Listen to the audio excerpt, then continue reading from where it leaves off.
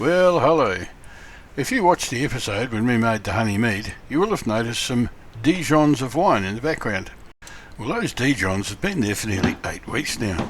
So once we'd finished bottling the honey mead, we decided, well, Barbara did, that she may as well bottle it.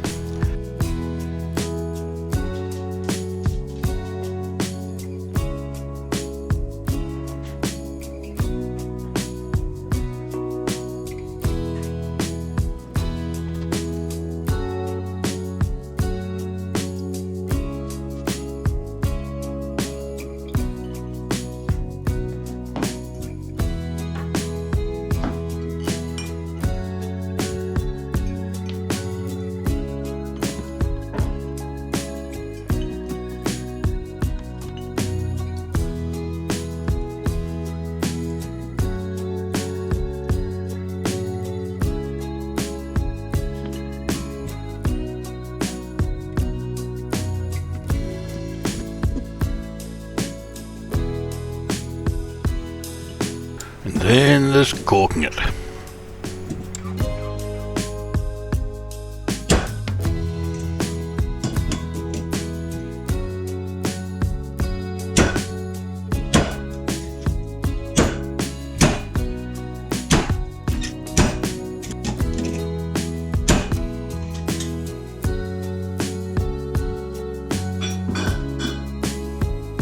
Well, there you are, 18 bottles of prime blackberry wine. Now we've got the garden paths done, we've just got to dig it over. We've already had lime sitting in there for a while, so we've just got to turn it over now and break up all those big chunky bits that I've been making by walking all over it.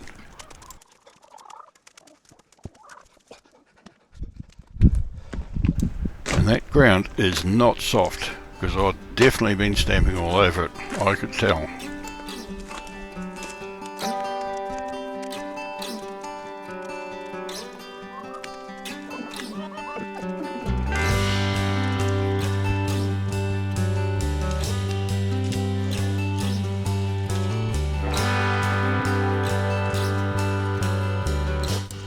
I had a bit of a clean up in this corner. There's some leaks down here by my foot, by my right foot. Those ones. Wanted to make sure that we didn't damage those. They've actually survived all the way through this and they're still there, so we don't want to make a mess of them now.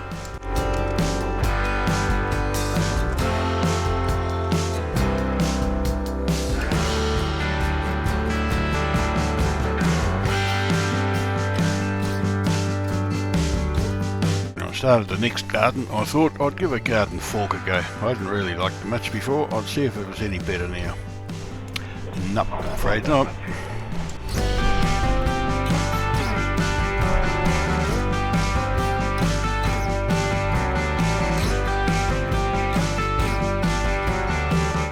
Back to my shovel. Now this is what I call a drainage shovel, and that's a post hole spade. Surprisingly enough, primarily used for digging post holes.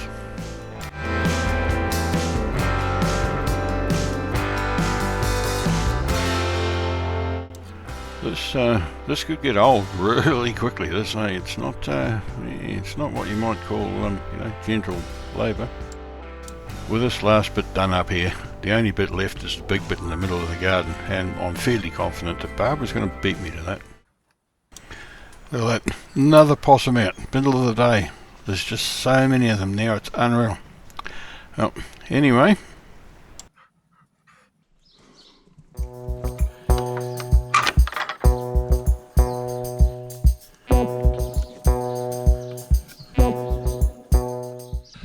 Well, I don't know if anyone else has noticed, but it's bright and sunny. What a change. So, we're back in the garden, working on the hay bale gardens. So they've had the chicken shit sitting in there for a week now, so now we're going to add some lime, fertilizer and side dressing and wet it down and then leave it for another couple or 3 weeks before we plant.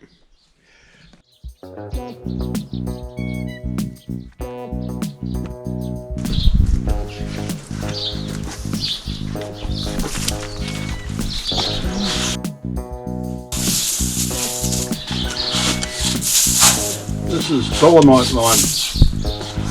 It's got the added bit of the dolomite. It's slightly better than normal lime, makes a bit more of an improvement.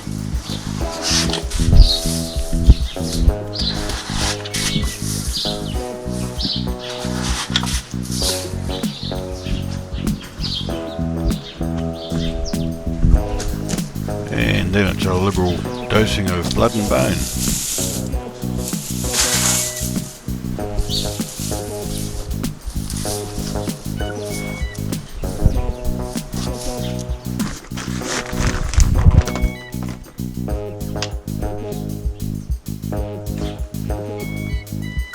And we're also adding just a general Dalton's general purpose fertiliser, giving the place a birthday.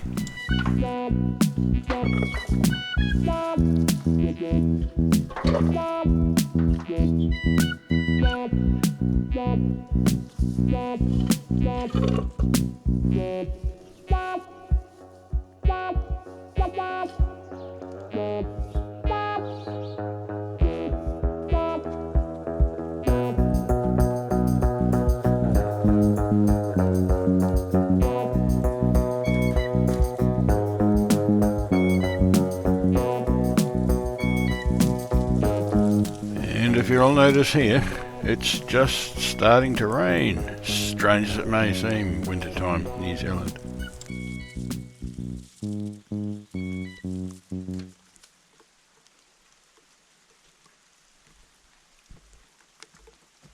It takes more than a shower of rain to deter Barbara, and as I predicted, she bet me back into digging that piece of garden over. I was terribly disappointed.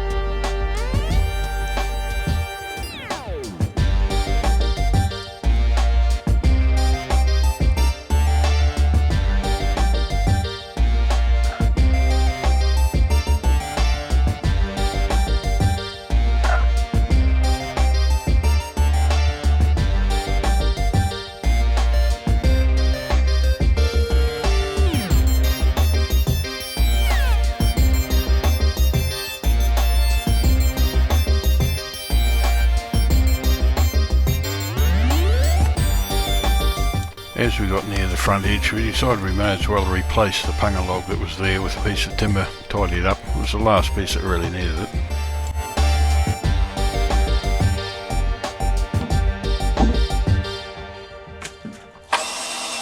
You've got to love these really long Gelf hex head screws, man. They just go into anything and hold anything to anything. They are brilliant. And God bless the man that made battery drills. Can you imagine this would be like before battery drills? Actually, I don't have to imagine. I was there. You have to use a bracing bit to drill a hole and stick in a screw because there were no power tools. Well, at least not in my family when I grew up.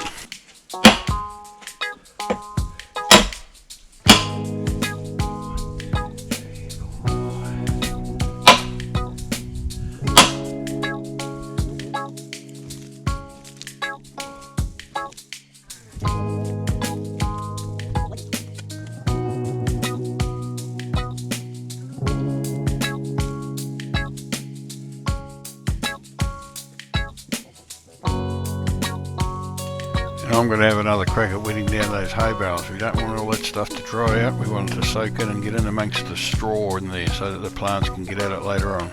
Oh, you're holding a hose, wetting a hay bale is good work when you can get it. But I went and gave her a hand to finish it off. Come on.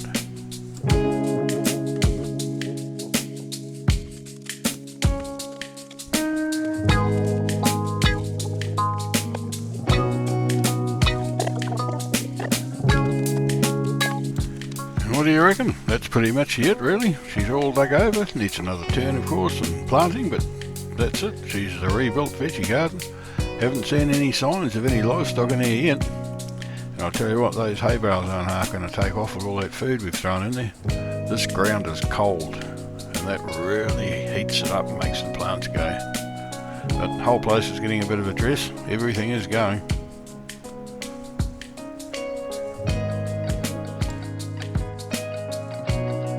Well, it's pretty much the end of the garden series, so let us know what you think in the comments.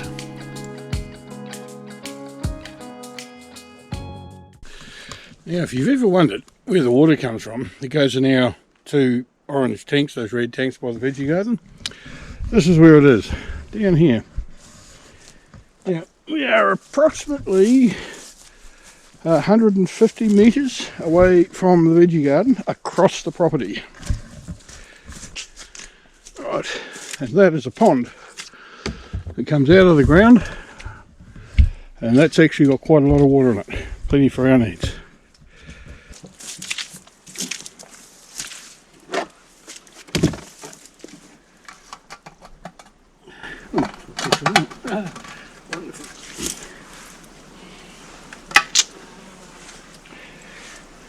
Now, this thing's one of the most wonderful inventions ever made by mankind.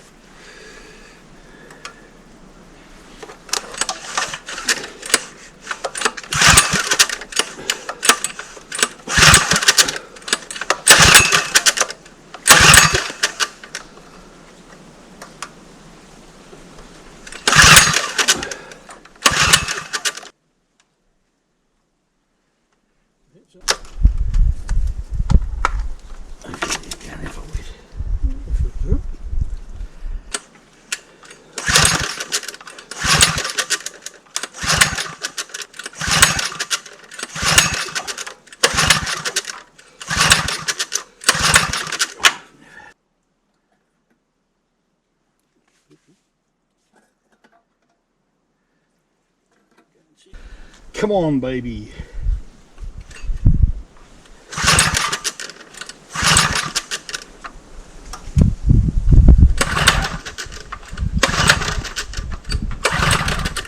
I'm gonna have to go get tools. You're kidding me. Well, that's terrible. Alright, gotta go and get tools.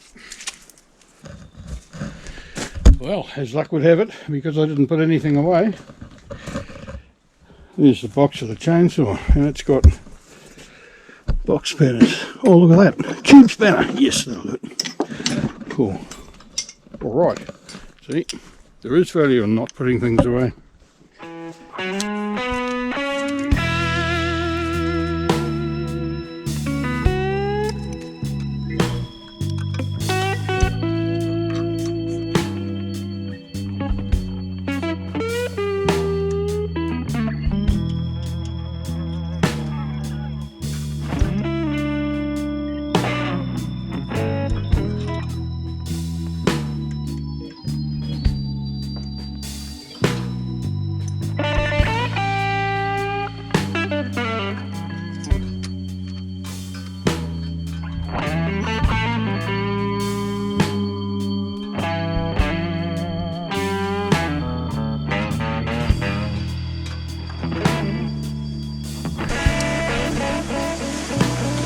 bad.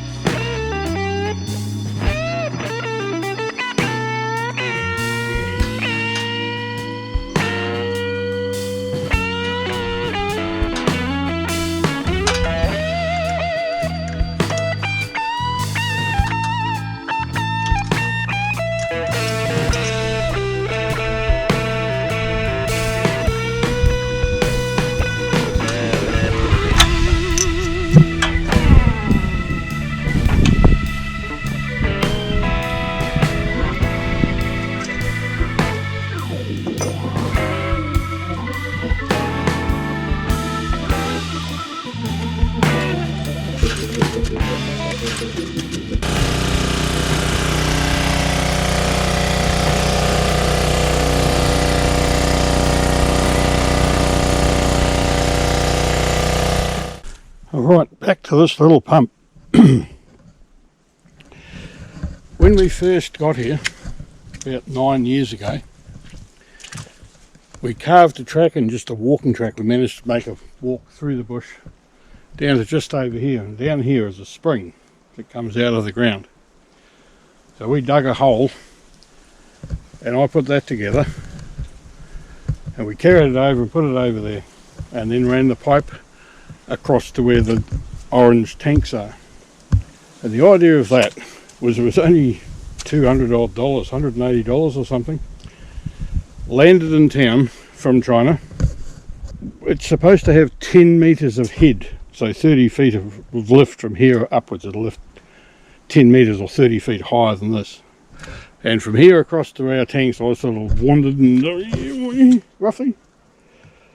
And that was the experiment, because if it didn't, there's no point in buying a good one. So we bought a cheapie so that we could use it for something else if we needed to. But lo and behold, it did. 9 years ago. And it just sits here with that box over the top of it. It doesn't get used for months and months and months over winter. And it goes. Yes, unbelievable. Now next to it here is another funny story. Now this is an old robin that I bought about 1984, 85 maybe. And we only used it for about, I don't know, 30 hours perhaps. And it's been in storage. So I just bought a new carburetor, new air cleaner, a new magneto, and changed the oil, and it goes like a dream. That runs that. That's a pump. It's driven by the belt on the end of the engine. That pump will replace that one, but not here.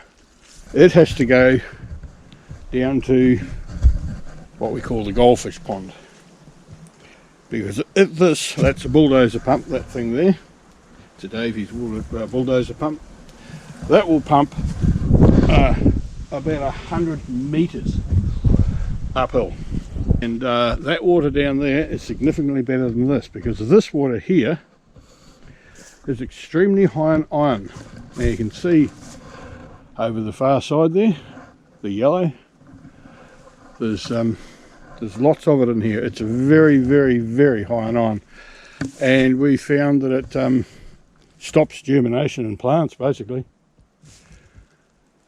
But that well down there was crystal clear. Now this is the supply line. Goes from the pump and heads off towards the house, up the bank and into the bush.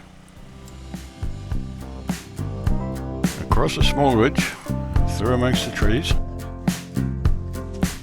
through a small stand of nighcow, through a patch of small natives,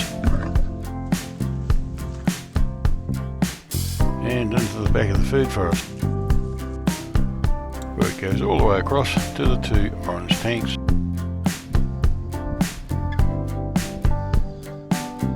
And when they get full, they overflow down these two pipes into that orange tank there, which Barbara can draw water out of for the chickens. Now this is the pipe in, and it branches down to the garden and across to the other tank.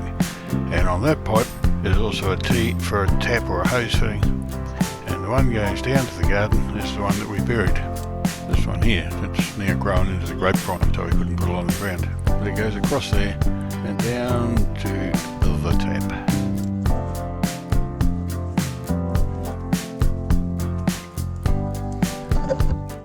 Now up here is a 10,000 litre water tank, and we pump this water from our tank that's down by the house, another 10,000 litre tank, so altogether we have 20,000 litres. This one is far enough above the house to give us the water pressure we need to run the showers and everything.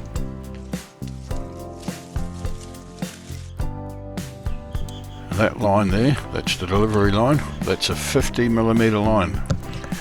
The difference between 50mm and the smaller pipe is what causes problems. You can see there that it joins together, that's now a smaller line, and it comes through under the house where it goes to the gas water heater or the hot water cylinder, and that's hot water from the cylinder or hot water from the calefront. Swapping between them just means turning them both off and turn on whichever one you want. In this case, that's the hot water cylinder. Had enough of the hot water cylinder, turn it off, turn the gas on, and that supplies that hot water system. Now up above we have two wetbacks, one from the wood stove, that's those two pipes there, and two from the fireplace, and they are separate, they go into the tank separately. Then there's an overflow tap so I can drain it with the hose, and that's the hot water that comes out, and that's the pipe you see under the floor. Then we've got the 10,000 litres that's beside the house, and that's rainwater caught off the roof, the spouting down the downpipes into the tank, and then it's pumped with an electric pump up to the top tank, which provides us with the pressure to run all of these stuff down here. And this pump takes the water from the tank up around the corner here into a valve that puts it on the line that takes it back up to the top tank. This just normal PVC spouting runs down a normal PVC downpipe into a loaded drainage system, so this is full of water all the time, and it's got a cap that you can undo that flushes it, and that way we keep all the leaves and things in the pipe before it gets to the water tank. And if you're wondering why the downpipe isn't straight, it's because a tree fell on it during Cyclone Gabriel a few years back, and it sat on the tank and moved it, but it hasn't moved since, so it's all good.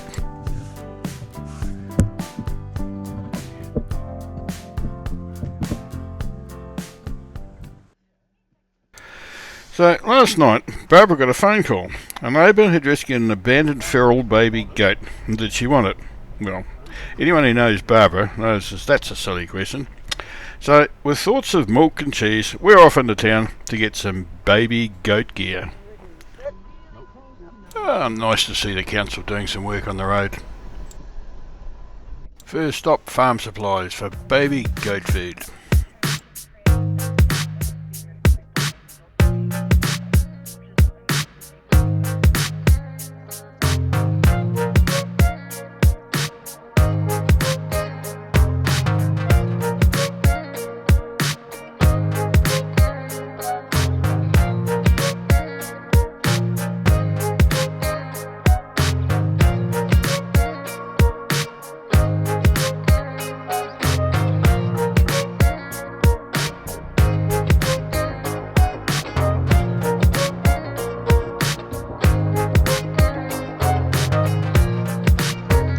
Quick dash into Woolies while we're here, never waste an opportunity when we're in town.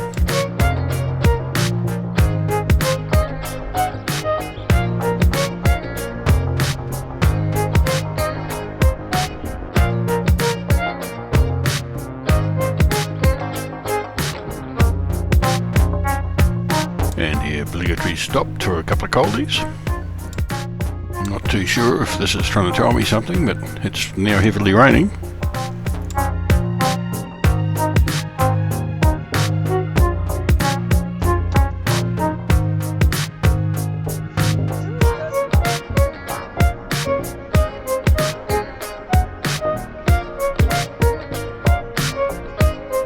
And a quick whip into the hardware store for a few bits. And we're done. Heading home.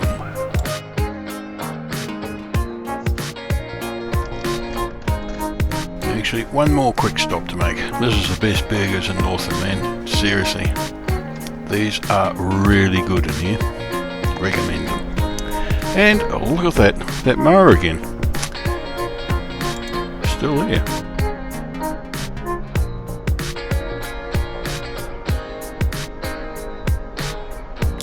Nice guy, give him a wave.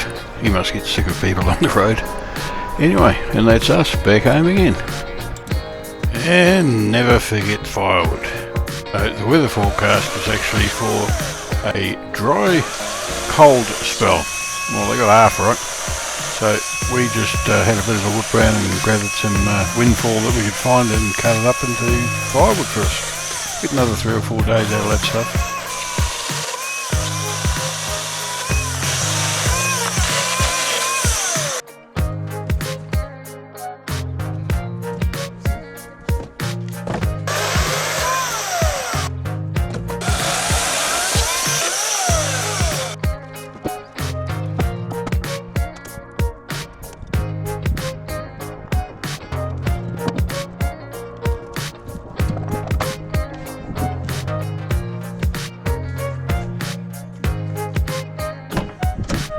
Don't try and convince me this isn't better than a quad. You gotta be kidding me.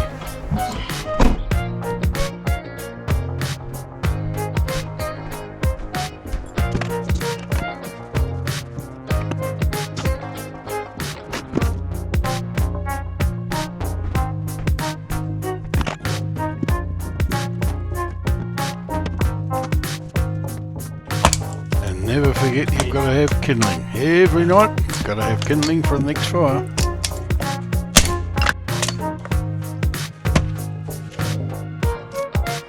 If you enjoyed this, like and subscribe, and we'll see you next week.